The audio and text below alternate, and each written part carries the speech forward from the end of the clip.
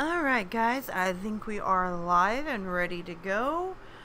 Sorry for the noise in the background. We have fans running because our air conditioner unit is apparently going out, and of course it's Friday, so they couldn't work on it. So hopefully by Monday or Tuesday of next week we'll have a new air conditioner unit and we won't have this fan noise in the background.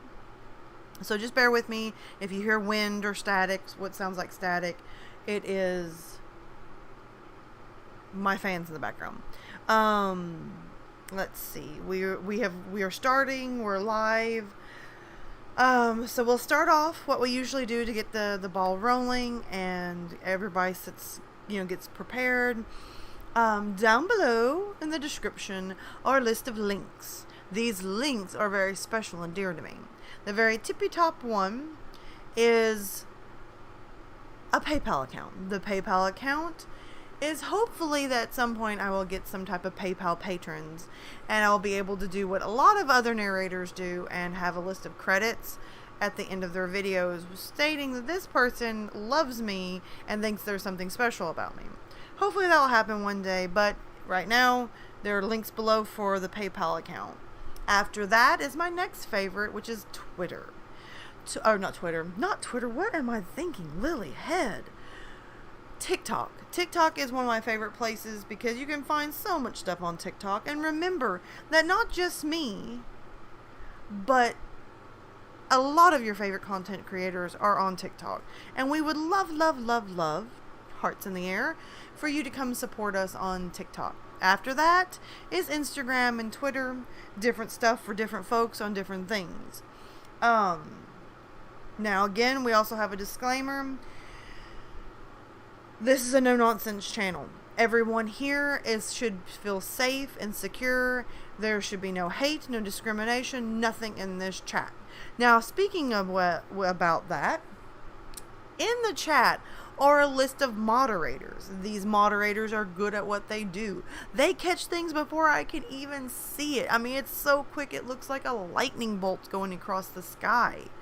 So, just be prepared.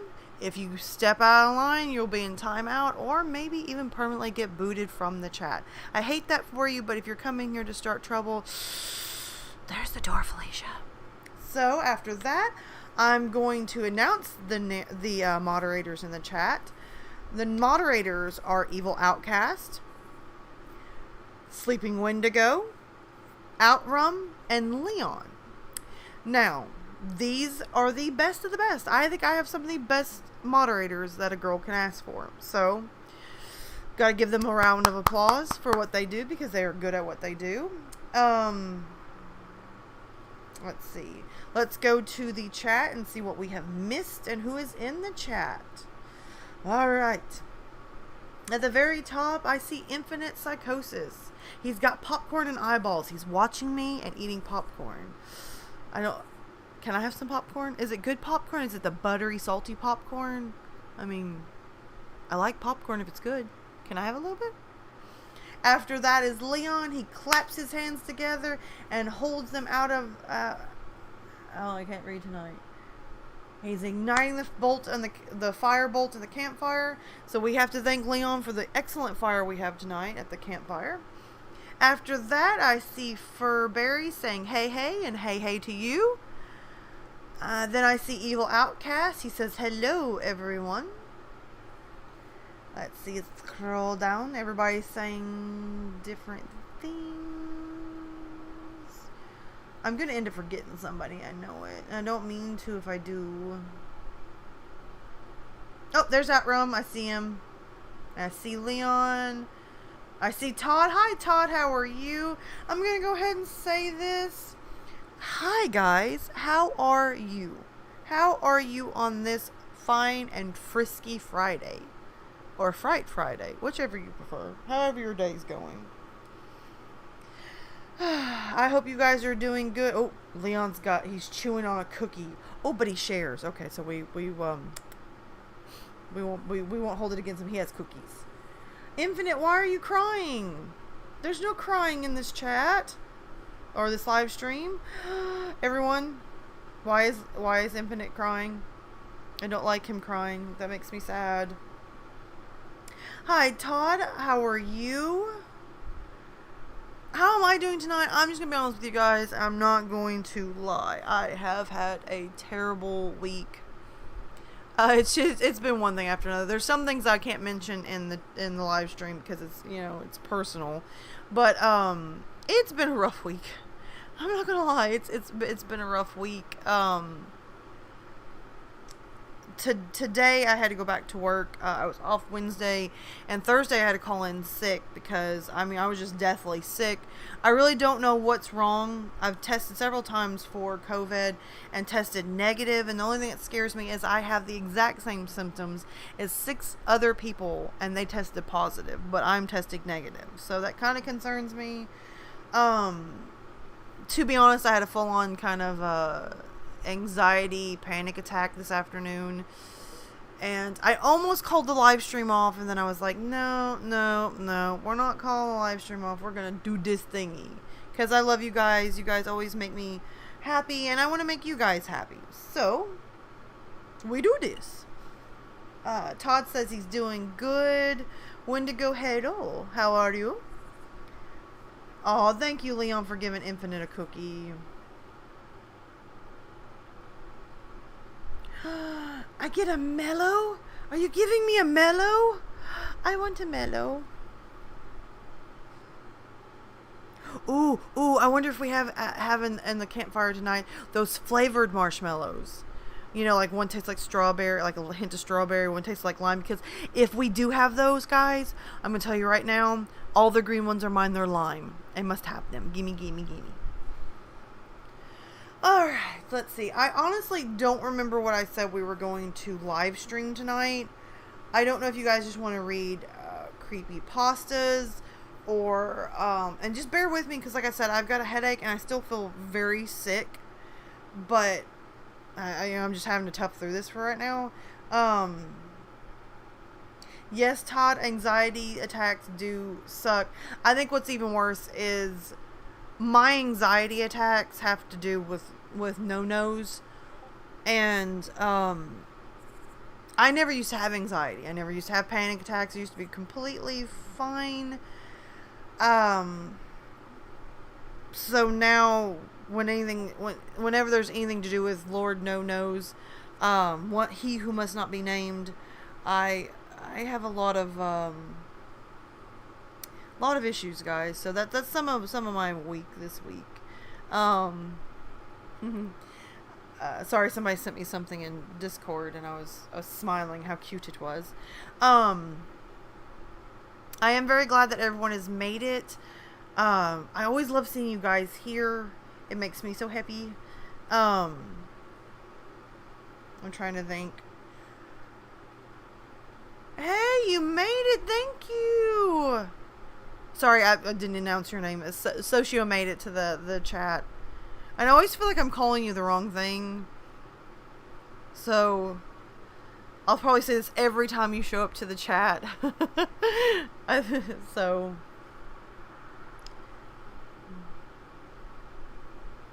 and I think it's so awesome that you're editing your audio and you show up. That makes me feel very special. Especially when somebody's like, "Hey, I'm kind of busy tonight, but hey, I'm still here." I'm like, "Oh." But anyway, I forgot what I was saying a minute ago. Yes, Leon, I did check my Discord. That's what I was smiling and giggling about. Okay, then I will stick to calling you Socio, because that's just what I know you by. So that's kind of why I keep calling you up. But anyway, I don't know what we're gonna do tonight. I'm going. Oh, sorry for the yawn. It's so hot in this house. I'm just gonna be honest. I really just want to sleep with ice packs and a fan. But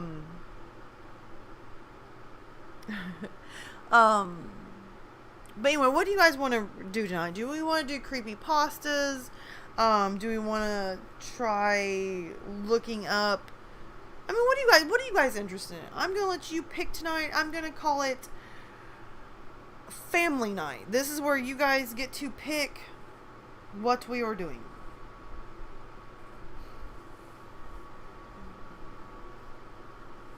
I know, I seen that social where you published your Halloween book. I am so excited I'm going to see if I can get the book, because I'm excited and want to read.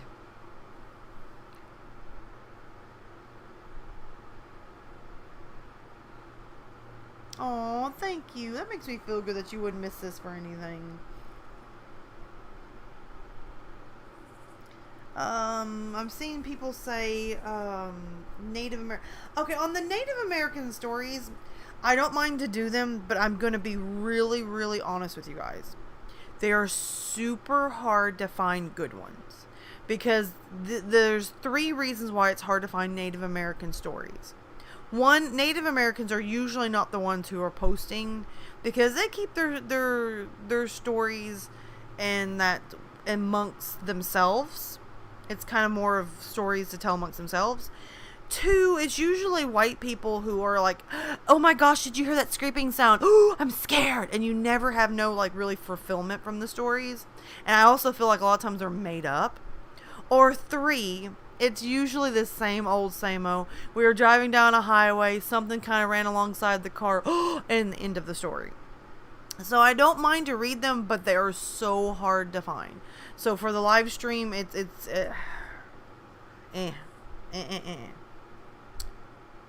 see.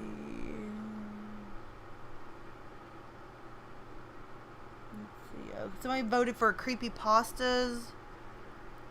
So right now we got 2-1. I yawned again. That's so rude. I'm sorry. Let me see what I got queued up. Because if I do some Native American stories, trying to think.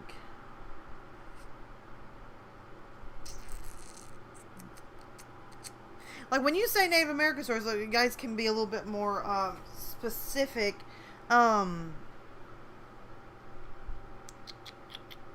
That's why I really just read the legends instead of looking at the true story. Yes, I agree with you, Wendigo. I totally agree with you on that one. It's better not to look up the true stories, because it just... and what's bad is when you look up Native American stories, the first thing that always pops up is the true stories. So...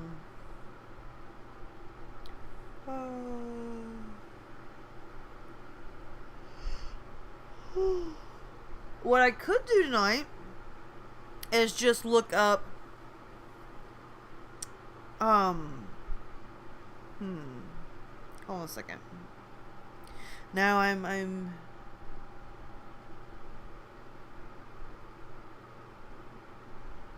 thinking.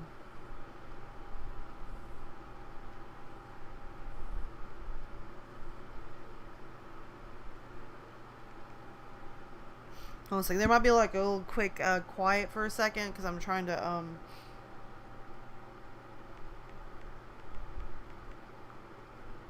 look up some stuff.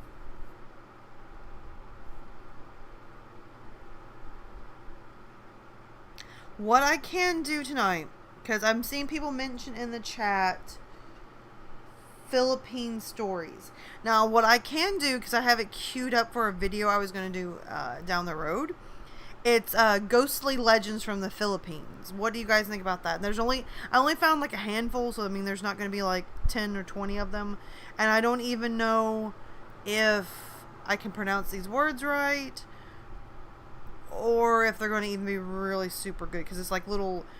What I did is found like I briefly wrote some stuff for like a live stream or a video.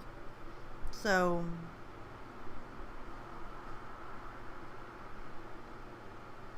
oh, don't open the gates to the Oblivion realms. We don't have Patrick Stewart for help.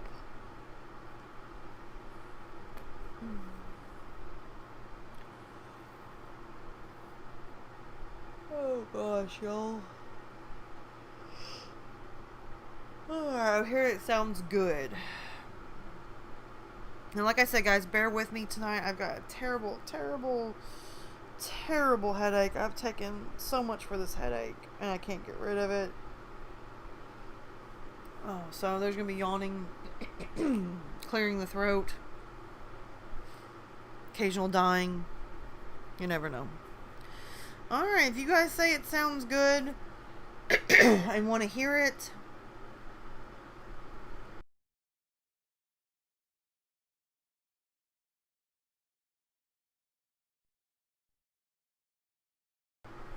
we will get queued up and ready. Alright. And like I said, also bear with me because I am not 100% sure that I'm going to pronounce these right. So I'm probably going to butcher these names because I haven't actually looked up the pronunciation for them. So, bear with me.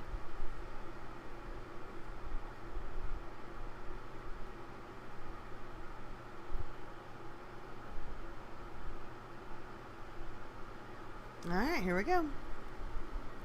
The Philippines is a Southeast Asian archipelago that sits in the western Pacific Ocean, surrounded by China, Taiwan, Malaysia, and Indonesia. Filipinos have seen their share of occupation, from Spanish conquistadors and the Japanese to the U.S. military. Today, bustling high-tech cities are filled with traffic and congestion, but a trip to a rural farmland areas, referred to by locals as providences, the equivalent of the American South or countryside, illuminates the preserved local culture. So, tonight, I'm going to try to bring you Philippines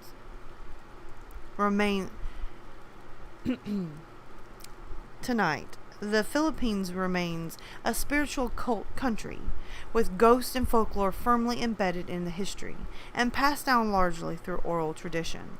For a Filipino child, it is not uncommon to hear about these various urban legends and ghostly tales from an older sibling or a wise elder, especially while visiting relatives in the provinces. So, I encourage you to sit down by this fire, relax, grab a refreshment, and tonight I'm going to bring you several ghostly legends from the Philippines. Number 1 on our list is the Capri, or Capri. These giant tree demons tower 7 to 9 feet tall, are muscular and dark-skinned, and smoke cigars. They wear the traditional Filipino loincloth and a belt to keep it hidden from human sight. They dwell in large mango and banya trees, playing pranks on passerby, confusing and disorienting travelers in the woods. Other reports hearing bellowing laughter and seeing smoke and large fiery eyes from the tops of the trees. Those confused in their own home blame it on the Capri. Now, hold on a second. To add to that, we're going to go ahead and Google the Capri and see if we can find a short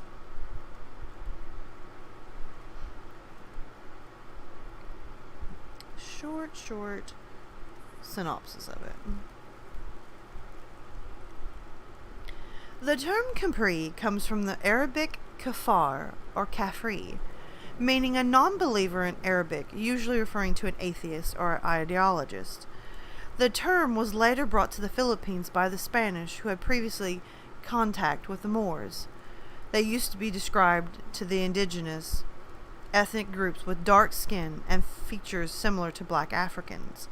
This is all characterizations of the Capri involve the formerly racist portrayals of other tribes.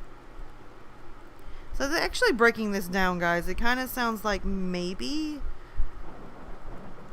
this might be kind of a folklore that has kind of more of a racist, to me is what it's sounding, background. So it's not necessarily, I guess it's scary in a different sense. It's not scary in the sense that they eat people, but well, actually, according to this, they're 7 to 9 feet tall. Their eyes pop over the tops of the trees and they're red. They lurk in the woods. Wow. They have a belt that makes them invisible to humans. In some tails, they hold magical white stones, and can be in a smaller size, such as a size of a quail egg. Should any person happen to obtain the stone, the Capri can grant wishes. So maybe the Capri in Philippines is a giant 7 to 9 feet creature that is sort of like a djinn. They're scary. They're not what they seem. Sort of like that. What do you guys think? So anyway, what are your thoughts about it?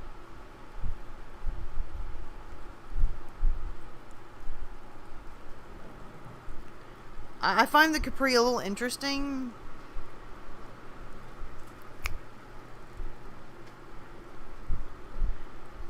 There's a whole bunch more on it, but I mean, I really don't know how much I can find on it.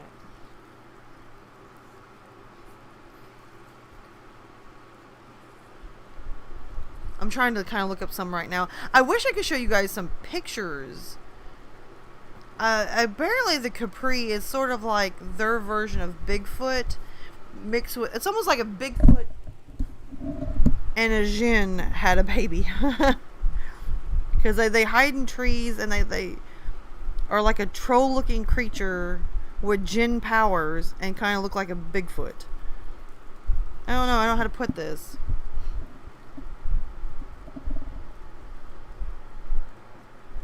Now, when I'm doing this live stream, guys, later I can always look up more and do whole videos on it. So that's kind of where we're at on this one, where I'm kind of giving you a sample, and if you guys like this, I can do a whole video talking about each one of these and a little bit more in depth. I would like to see if the stories are true as well. That's why I'm saying like this could be a sampling, and then I could do a whole video on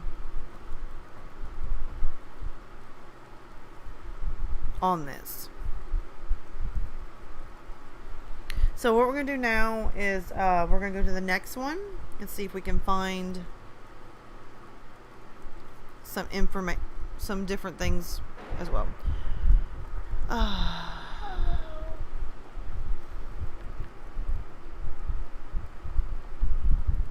I wasn't really prepared to do Filipino stuff tonight. So I'm trying to make sure if I can give you guys the best I can.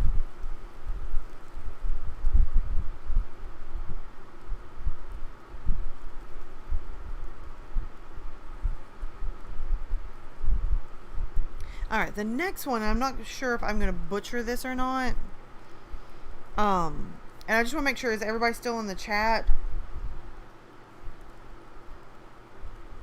Just leave me an emoji that you guys are still there. And don't forget, after each individual thing, don't forget to rate it. What do you think? The next one on our list, I'm not 100% sure I'm going to pronounce this right, is the Kumakatok. That's what it looks like it's pronounced. So, let's make sure. The three who knock are a Filipino variation of the three fates. This trio of hooded figures is a bad omen. They will knock 3 times on the front door in the middle of the night to signal the death of a family member. One Kumakatok is a young and beautiful female. The other 2 are elderly men. If you open the door after they've knocked, they simply disappear out of sight.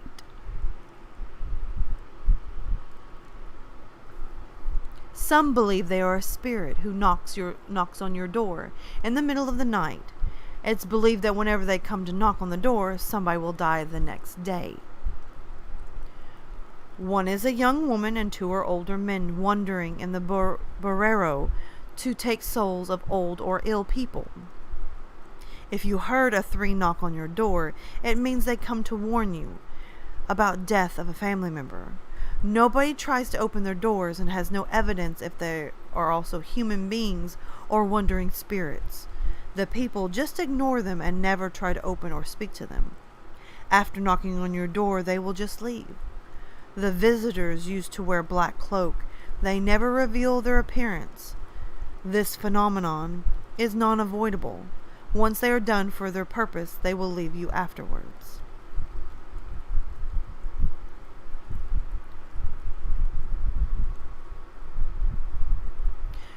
The Kumakatok literally translates into door knockers. And different variations, they are known as the group of 3 robed figures. And another one, they're referred to as fates. Some allege that they look human, but wear hoods to obscure their faces.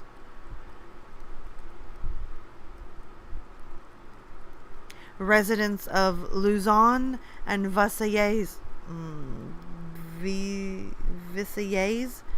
at one time painted white crosses on their doors to ward off the Kumakatok. This trend was said to cause the trio to switch from residence to government buildings, hospitals, and even churches. Reported sightings of the Kumakatok have decreased significantly since World War II. One explanation is that many buildings were destroyed at that time, leaving the Kumakatok few doors upon which to knock. Alright guys, what do you think about that one? I find this one interesting. I think the reason why I find it interesting is the way that they're referred to in some sources as fates.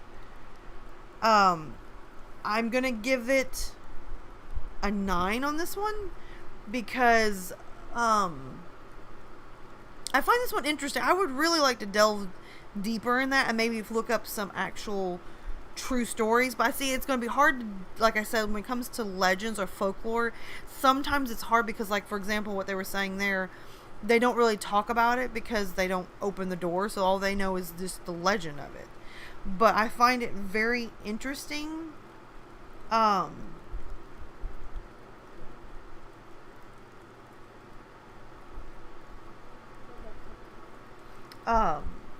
I find it interesting. I would like to look at it more, but like I said, when it comes to legends and folklore, it's very... No. What do you want to say? Okay. Say hello. Hello, my name's Elijah. Alright, now you said it. Now shh. So, like I said, I find it very interesting. I love legends and folklores. I'm going to give it... a 9, and Leon's giving me a cat in a box. Oh, and Outroom has food. It looks like he's got tacos, sandwich, hot dog, pizza, and fries. Oh, we're passing food around now in the chat, guys. Elijah, sit. They say hello. They're saying hello to you. They can't. They're tapping it, baby.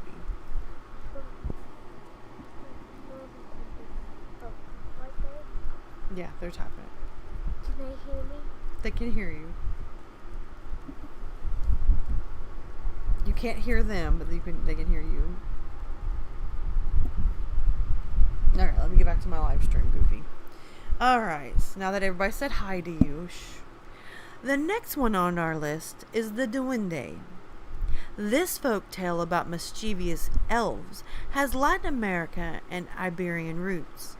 These small, sprite-like creatures have a more playful temperament than their Nuno counterpart. They live in people's houses and will present to the homeowner with good or bad luck, depending on how they're treated. Duendes are said to exist in the countryside, living underground in mounds or up in the trees. They emerge at noon and in the evening hours. Parents tell their children to stay indoors at these times.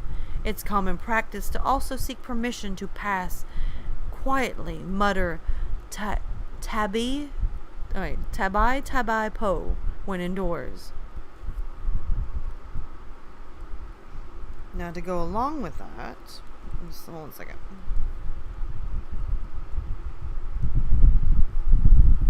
Got hair in my eyeballs now. So the question is, what is an actual duende? A duende, or old man on the mound, as is currently known, is a dwarf creature who lives in the woods, in an anthill, or in old houses in a remote area. The duende resembles a very small old man with long beard, and they love to wear big hats. Kind of sounds like a gnome. Anyway, these tiny creatures show themselves only to a few people, often when they seem to like you. Some duende live in an old house.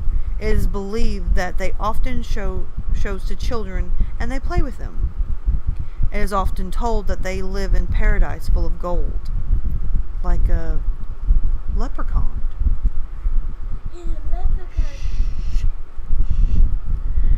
Duende are famous for hoarding things, and it is often said that if they have lost something from your house, it is possible that it may have been taken by a duende. But don't worry, it will show up in time when you stop looking for it. And man, I knew that's what's happening around our house. We have duendes. Anyway, sorry, just had to bring that out there because there's always something missing coming back. Duende are believed to like people, especially women. They took her... Huh?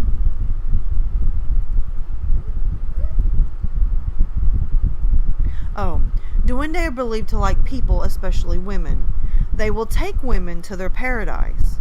The body will be left unconscious. Most of the time they come to visit very playfully according to their mood. Others say they won't let you eat, don't talk. Sluggish until you get ill. Oh wow, so they kind of like suck the life out of you.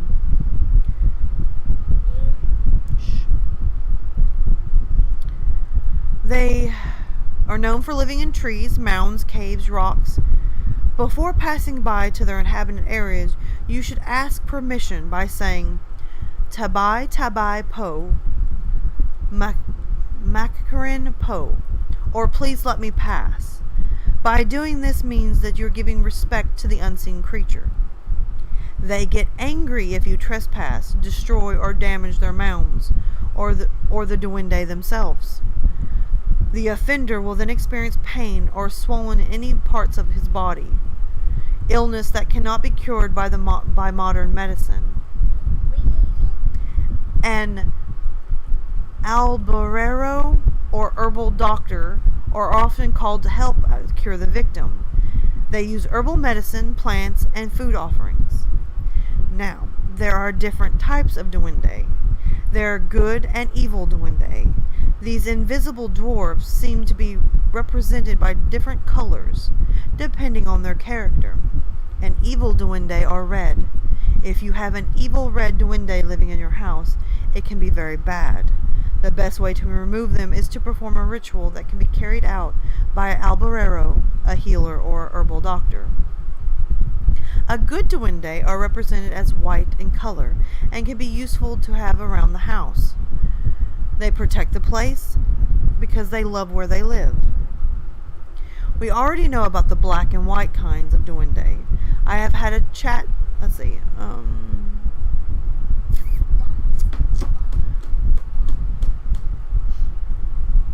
okay, there's also red and green duende. People believe the black duende is the evil, but the red duende is the most evil among its kind. White duende is playful and deceitful. And finally, the green duende likes to be with young children, but sometimes unfriendly and naughty.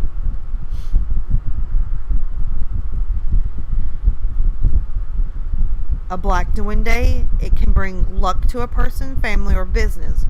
People believe that if one of the most evil duende, but according to most, you can communicate with them. They bring you luck and well-being. Even if they are black duende, they are tidy looking, but be careful when dealing with them. The red duende is the most evil duende. Never deal with them because they won't keep their promise. It is known to be very deceitful and untrustworthy. They never negotiate with this kind of duende. Even if they agree, they tend not to fulfill their promise. A white duende is quiet and calm, believed to be playful with young children. Try to be very calm when talking to them. They have the ability to heal a person who is under the spell of a sorcerer or witch. And the green duende are fond of young children. They bring luck to gamblers of any kind, but never trust them. Sometimes they are naughty and they are a little bit crooked. Unfriendly if you want to speak to them. You have to patronize them. Wow. Sometimes you have to bring a child because they prefer to speak to young ones rather than adults. No matter what kind of duende, you should be very careful when dealing with these creatures and be respectful. Otherwise, they will curse you and they might cause you sudden illness or death in the family. Okay, guys, what do you guys think about duende? Apparently, duende is a little bit more creepy and can find more on them. Because I just found like a plethora on the duende. Mommy, can you tell them what to do again? No, I'm not going to tell it again. They've already heard it. Shh. I'll tell you later. Shh. So what do you guys rate the duende? It's good. Elijah gives it the seal of approval.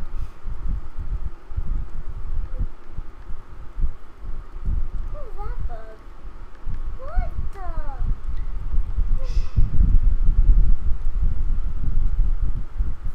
There it is. It's a mosquito. Shh.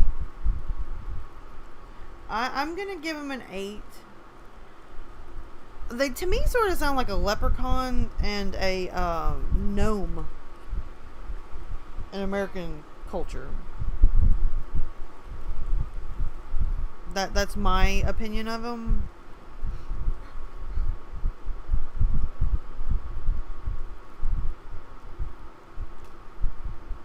I'm kind of trying to look up the next one because I'm trying to make sure I can bring as much to you guys as I can. All right, let's see.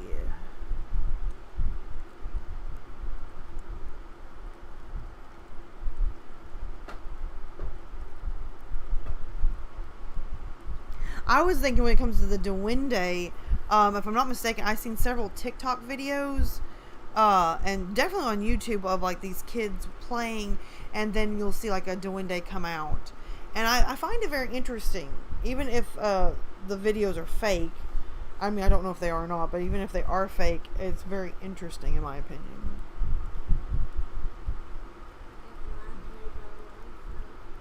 To be honest with you, Leon, I love the tales of the Fae. I find them interesting. We'll have to do some Irish folklore next time. Now, the next one on our list is the Nuno Sapunso. The Nuno Sapunso, or translated into Old Man of the Mound, is a dwarf-like creature in the Philippine mythology, which is believed to live in an anthill or termite mound. Its name literally means ancestor grandparent living in the anthill. The myth and legends. The Nuno is a goblin easily angered and will do harm to those who damage or disturb his mound. If an invader destroys the Nuno's home by kicking it, the offender's foot will become swollen. A Nuno Sampuso are also believed to inhabit places such as the underneath large rocks, trees, riverbanks, caves, or backyard. The appearance. It is described to be a small old man with long beard and differs from the duende or dwarf of the Philippine folklore. A Nuno Sampuso stands more than 3 feet tall and weighs about 36 pounds. Boy, that's kind of very specific. So did they like catch a Nuno and like measure it and weigh it? Anyway, sorry. Cursed by the Nuno. It is also said that they have the ability to curse trespassers, cursing like swelling or pain in any part of the body, vomiting of blood, urinating black liquid, excessive hair growth on the back. Oh wow, that kind of just described my ex to a T.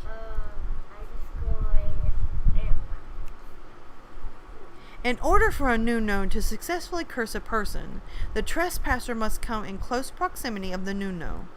If the trespasser is within range, the Nuno can spit on any part of the trespasser's body. The trespasser will then experience aches and soreness on the affected part of the body.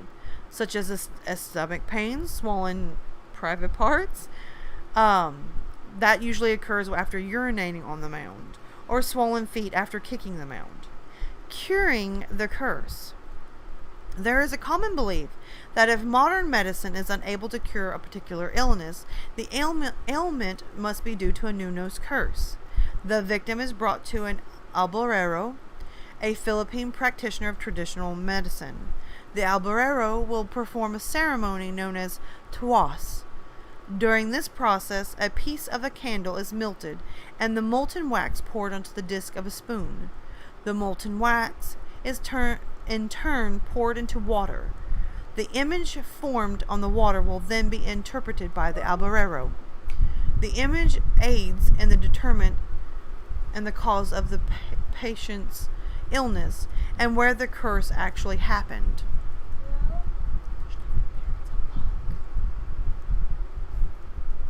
Hold on a second, I lost my place.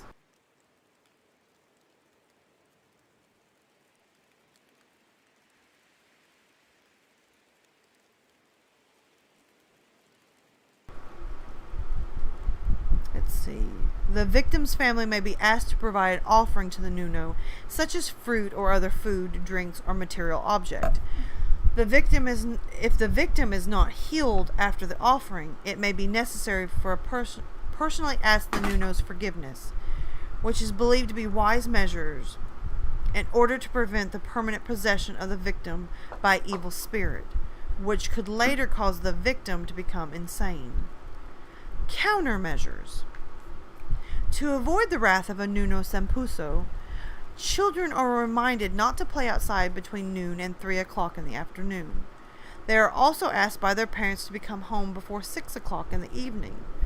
Children are also instructed to avoid being noisy at places where Nuno are believed to dwell. Children are also warned to ask permission or give fair notice before passing by such places inhabited by a Nuno, which is done by saying basically the same translation for a duende. Please let me pass. I mean no harm or pass through your territory, old man of the mound. It is also possible to kill the Nuno by catching it and crushing its head between a person's fingers or thighs. This will remove any spell cast by a Nuno. By this method, it is not often recommended because it could invoke the wrath of the Nuno's friends and relatives. Legends also state that placing an obscene or festively Okay, hold on a second. Legends also state that placing a female on the side of a road after midnight will attract the Nuno out of hiding, thus allowing those afflicted to seek their revenge on the goblin. The Nuno has an oddly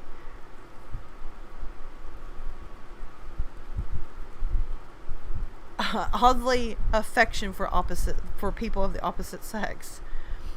Okay, guys, what do you think about that one?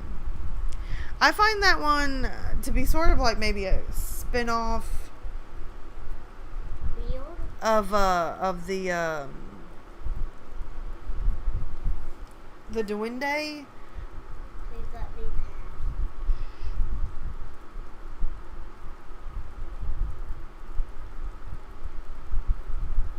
pass.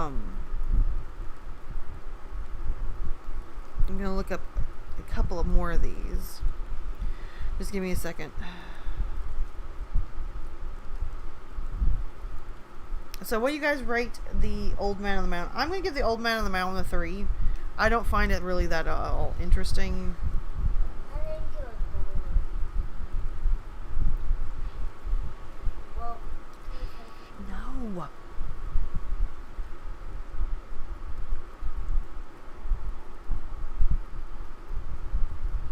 Let's see. Let's look up. Now this next one, while you guys are rating this one, I don't know how to pronounce it properly, so we're gonna go with this one. Okay, everybody's giving it a 5. I'm gonna be honest with you, I'm on the fence about it myself, Evil, because to be honest with you, to me, it sort of sounds like a ripoff of the Duende, but a lot of legends have spin-offs, so I don't know.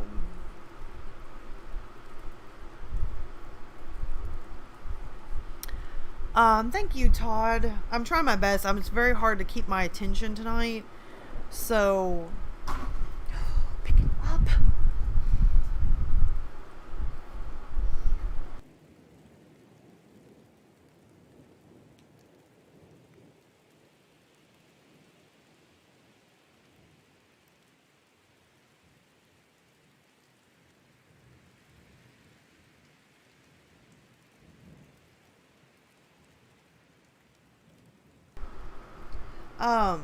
Thank you, Todd, for saying that. It's very hard, like I said, for me to keep my focus tonight, and I'm trying. Alright. Next on our list, if I can pronounce it right, is the Aswang. Now, I'm showing pictures of the Aswang. I really wish I could show you guys this. If you've ever seen Bram Stoker's Dracula, you know when at the point where he turns into this bat humanoid, it sort of looks like that, and it's very, very creepy. So the Aswang is the most feared creature in Philippine folklore, and with good reason, because they stalk their prey in small rural towns. It is a deadly monster, nocturnal, hunts for a meal of human flesh and blood. So, what is a Aswang? It is a flesh-eating shapeshifter.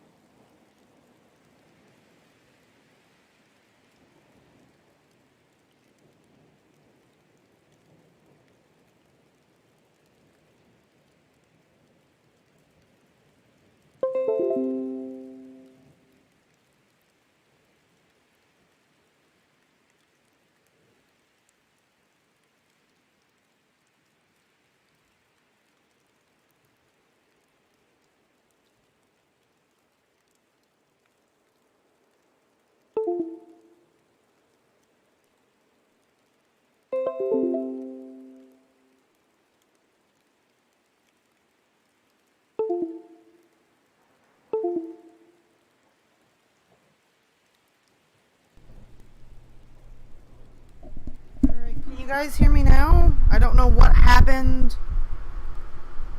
I don't know if you guys are still there. Oh my gosh. I'll sit here for a minute because I probably have just read half of this and I have no idea, guys, what you heard and what you didn't hear.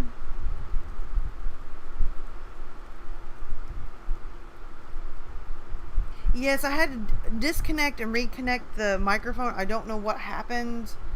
If it might be the fact that my laptop kind of got hot. I'm not sure where we left off and what you guys heard, and I'm sorry for the chaos.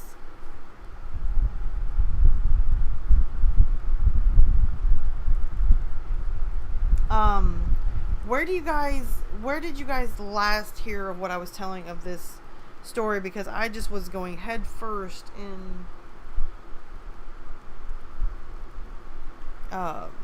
into the story, so I don't know how much you guys heard and how much you didn't hear.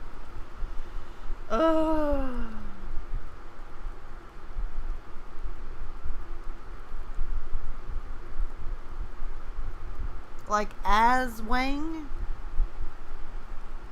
Is that how it's pronounced? Because I know I was saying Oswang. So is it Aswang?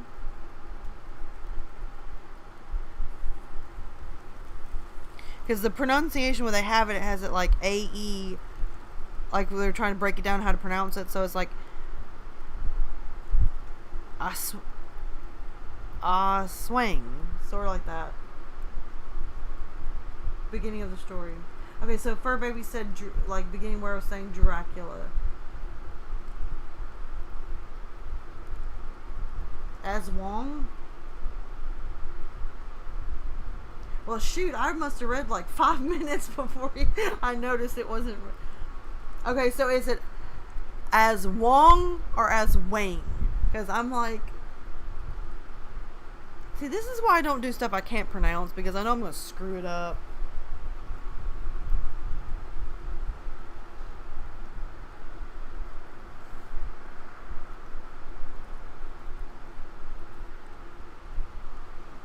I'm going to go with as Wong.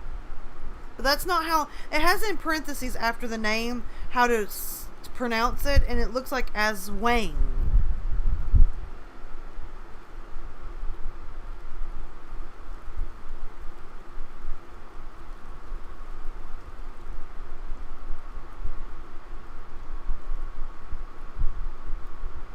Oh, okay, as Wong. Okay, we're gonna go with it, guys, because I'm not good with pronouncing stuff, so we're gonna go with it.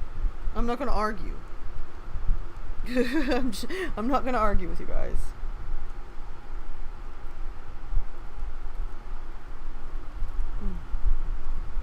And the fact that my head hurts, it's like I'm not gonna argue. I'm just gonna go with it.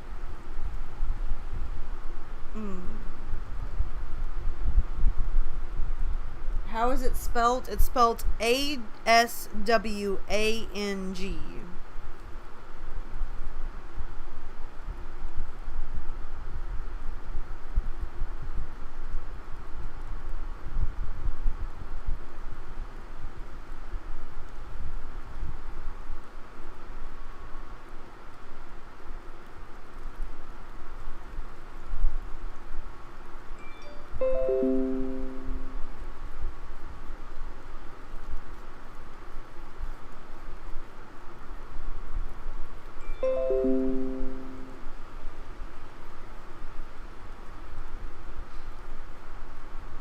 see.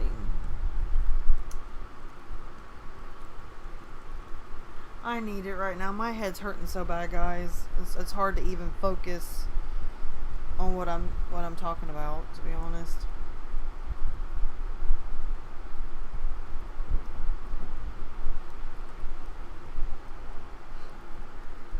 Okay, we're just gonna go with I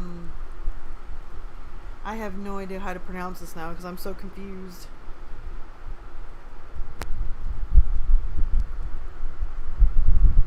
The mic shouldn't be dead.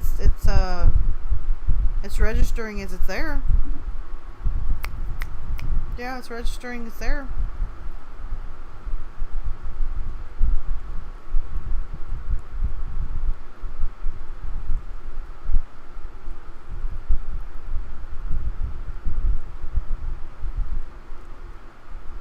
I don't know, the mic seems to be working. Guys, let me know if it's still working because it's registering on my computer as working.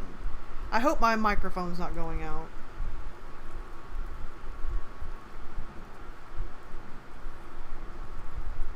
I know, but I really don't want to stop. That's the bad thing. I don't really want to stop because we're almost close to the end of the legends that I already looked up.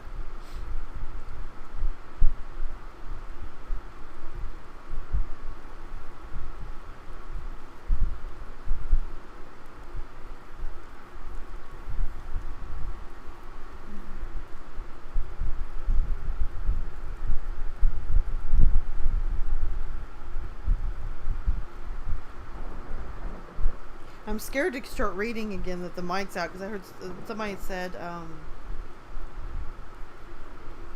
I know, thank you, Evil, for worrying about me because a lot of times I don't think I worry about myself that much.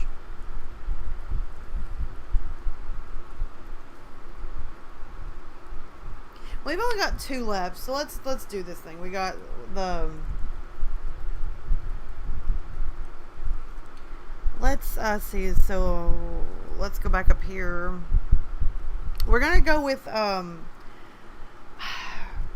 don't know how to say this word, so we're just gonna go how it's pronounced on this page as the Oswang, and we'll look it up. And before the next time I do a video, I'll look up how to exactly pronounce it right, and go from there.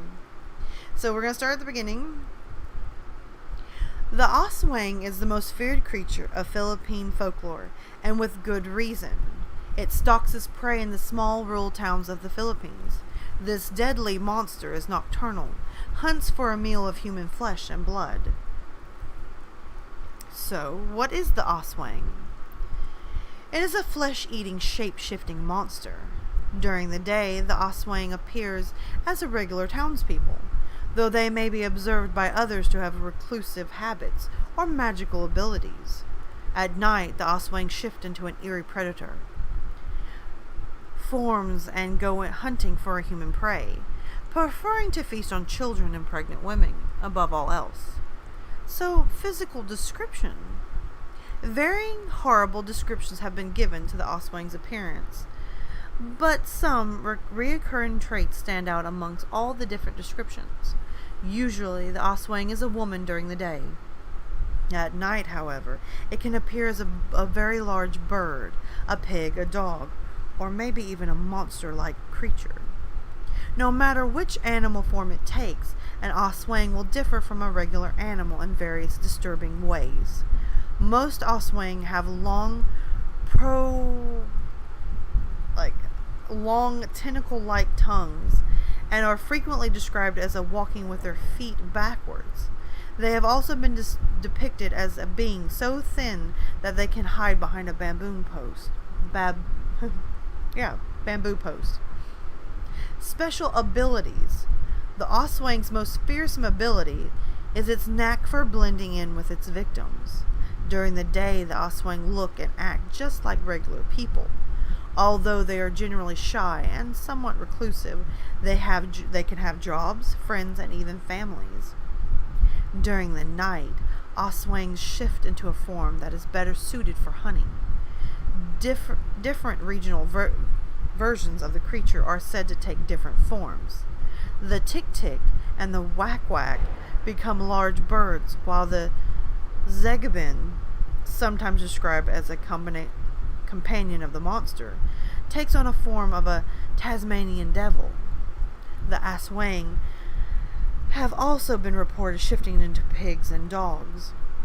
In addition to shape-shifting, the Oswang also have the ability to transform the appearance of other objects. In common for the Oswang to transform into plant material into a doppelganger of one of its victims, in order to hide the evidence of its feeding habits from locals. These doppelgangers might replace corpses, which the Oswang often consume, or they might replace living people. If the doppelganger replaces a living person, it will return to the person's home, get sick, and quickly die. Another tactic Oswang use to disguise themselves is the use of sinister vocal tricks. As the fearsome predator gets closer to its victims, its calls gets quieter and quieter, so its victim is tricked into thinking the monster is actually getting further away.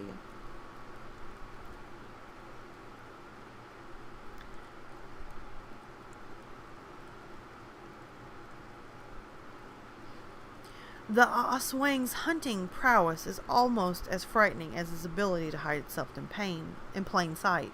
Oswangs like to dine on corpses, children, and babies. They often appear at funeral wakes or beside of pregnant women to eat. The Oswang uses its prolific tentacle-like tongue to suck blood from its victims. They also have superhuman strength during the nighttime. A person transforms into its deadly predator by trying... Whew, Lord mercy, this thing is dangerous. A person transforms into this deadly predator by trying a fertilized chicken egg to his or her stomach. After some time, the chick passes from the egg into the stomach. Once this has happened, the remaining eggshell is buried into the bamboo tube, along with the coconut oil and chicken poop. The person now has the powers of an Aswang. Dying as... I don't think that's worth it. Having to consume all of that to have the power of an Aswang? Nope. Not for me. I'm proud with my own powers. A dying Aswang can also pass its powers along to someone else if it wishes. The Aswang holds its mouth close to a chosen person, and the chick inside the monster's stomach hops into the mouth of the new person. Still, I'm going to say nope. Weaknesses. The first step toward ridding a town of this deadly assailant is identifying the monster. There are several ways in which you can do this. Generally, they have bloodshot eyes, since they have been awake hunting all night. In addition, it is said that, boy, I'd say if you have bloodshot eyes after smoking pot. Whew, good luck. In addition, it is said that if you look directly into an Aswang's eyes, your reflection will appear upside down. The most common method of detecting Aswangs, however, involves using using an herbal medicine man's oil, a specific oil made of coconuts and holy plants. This oil is said to boil whenever an Aswang is near. These creatures are repelled by garlic and religious artifacts, and are at their weakest during the day, when they are in a human form. They can be killed by decapitation or by being struck with a whip made from a stingray's tail. Related creatures. The Aswang has a lot in common with Western vampires, but there is no evidence to show that either creatures inspire the other creature of the other stories of the Filipino monster or of the vampires from American lore. Probably involved separately. Other monsters in Philippine folklore are more likely to be related to the Aswang. Both the Whack Whack version of the Aswang and the Tick Tick version are different monsters that leave behind half of their humans. Aswangs also have connections to witchcraft in the Philippines. They are generally described as women. They are also sometimes said to have magical powers during the day. While they are generally to be feared, they are sometimes said to provide healing potions or to cast spells for other people. So, origins. The Aswang was born out of Philippine folklore, with stories of this terrifying creature dating back to at least the 16th century, when Spanish explorers created the first written record of the monster. The explorers noted that all of the monsters in their folklore, the Aswang was the most feared by the native people.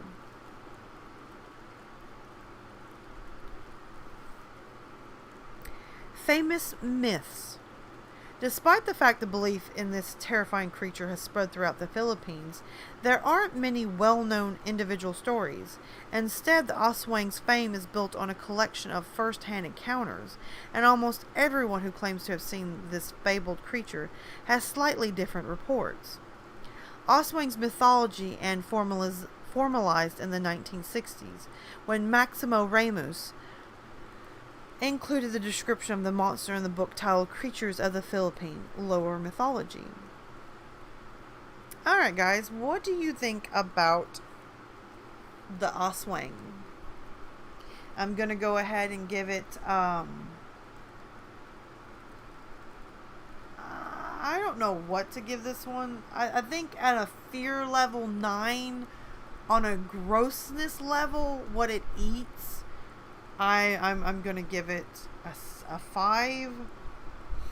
To me, it feels a lot like this creature from like maybe American folklore or Native American folklore uh, would sort of be like, for Native American, it'd be like a skinwalker with a vampire-like tendencies.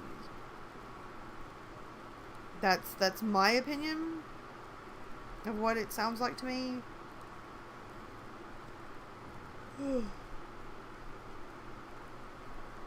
But I'm not really sure. Leon says the Oswine wouldn't last long in America. We have things worse hanging around southern Texas and the Native American coast to deal with. Yeah, I would agree with you, Leon, on that one. I really would.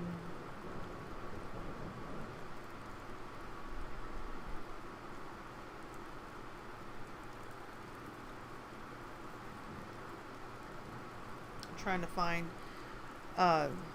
some more on the next one.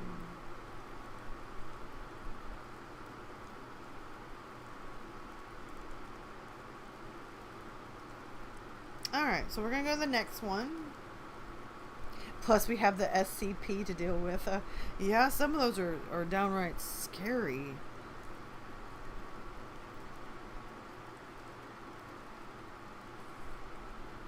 Alright, this next one I am not...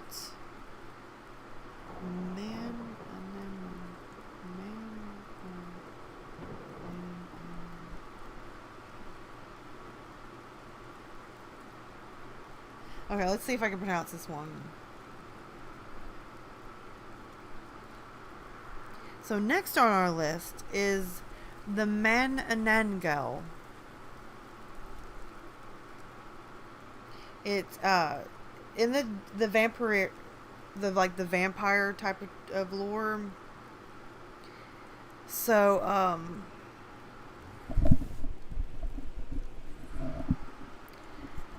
the Mananangel, known as the Self-Segmentor, is a Filipino evil spirit that detaches its torso. Oh, it's a girl. It's a girl, guys. We have another girl. Philippines like to make girls bad guys. So here we go. Is a Filipino evil spirit that detaches her torso from her lower half and then takes flight during the night to eat infants. This creature's name was derived from the Filipino word tanangel, which means to separate, because of the Mananangel's ability to separate itself from its lower body. Myth and legends. To feed, the Self-Segmentor chooses to isolate, to roam isolated places where she will leave her lower torso while she hunts at night. When she separates from her lower torso, she then gains her ability to fly. She then goes off in search of houses where pregnant women reside. Upon choosing a suitable victim, the Mananangel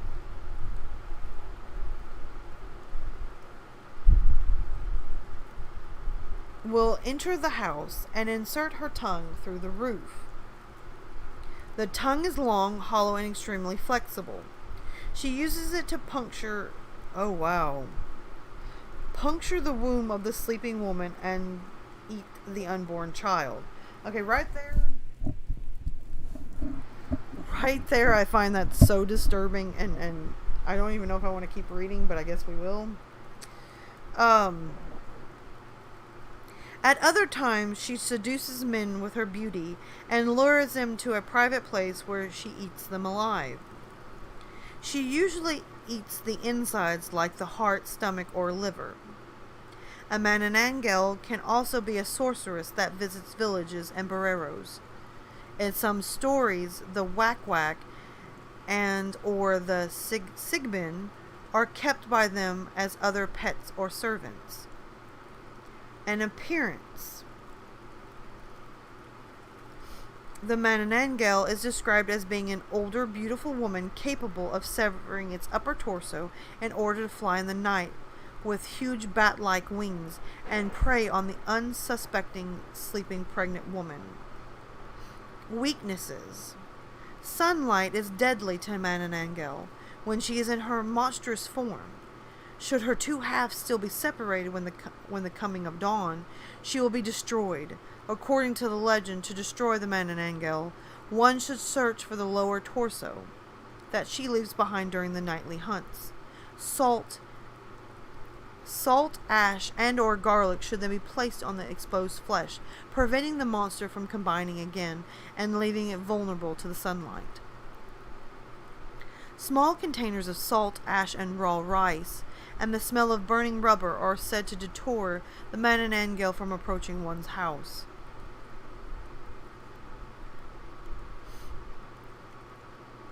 There are other vampiric-like creatures in the Philippines that go along with the Mananangel.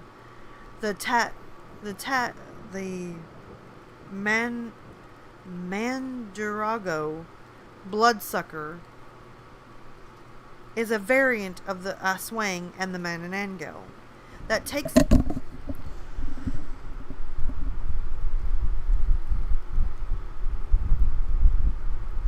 form of an attractive girl by day and develops wings and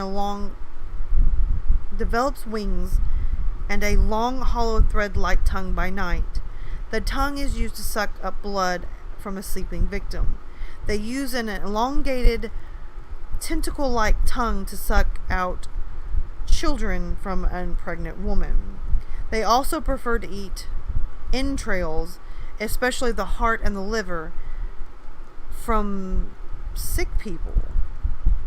Okay, guys, we're gonna that's pretty much what I can get from this from this legend or folklore, that the Mananangel is sort of like a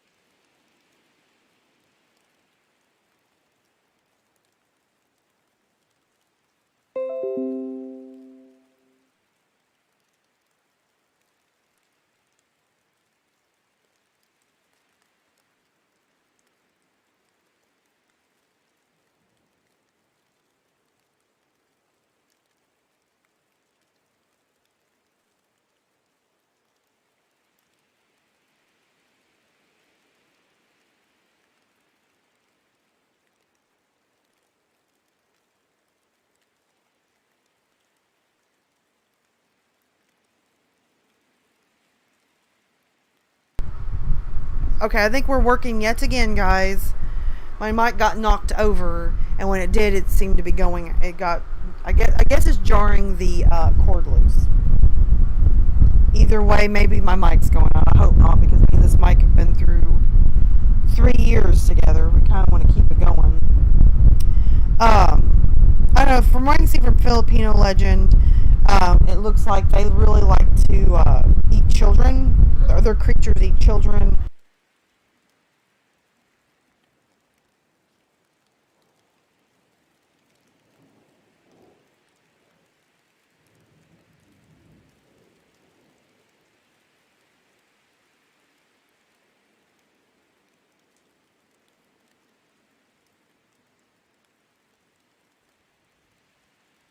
I can't tell, guys, if my mic's working or not, because there's such a lag in the live chat that I can't tell if the mic's working or what. So I'm just going to give it a minute. Actually, I think what I'm going to do, guys, is I'm going to cut the live short, because this has been rough.